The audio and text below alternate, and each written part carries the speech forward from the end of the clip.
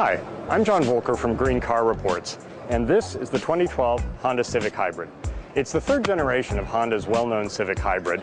Honda actually has had hybrids in continuous sale since 1999. They beat Toyota to the market by a little bit. And this is the first generation of Civic Hybrid, in fact Honda's first hybrid at all, that uses a lithium-ion battery pack, which is in the front of the trunk.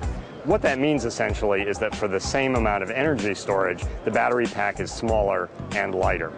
Now, the Civic Hybrid drives like a hybrid, which is to say that when you're behind the wheel, as you slow down, you get to an intersection, the car comes to a stop, the engine actually switches itself off. That's part of the hybrid system.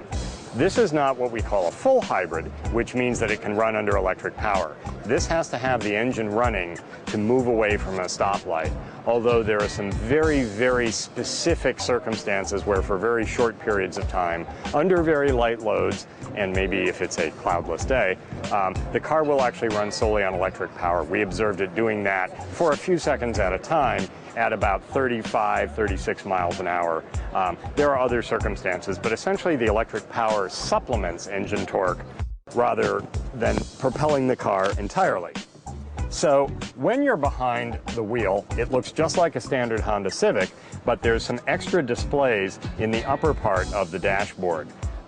They've added a power diagram that shows you whether the power is going to or from the battery, whether the engine is on or off, whether the engine is recharging the battery or driving the wheels. This also has an Econ button, just as Honda's Inside Hybrid does. When you press it, it changes the mapping on the car's control software, so the acceleration is a little more muted, and it gets a little bit better mileage at the expense of some performance. We think the Civic Hybrid will do well.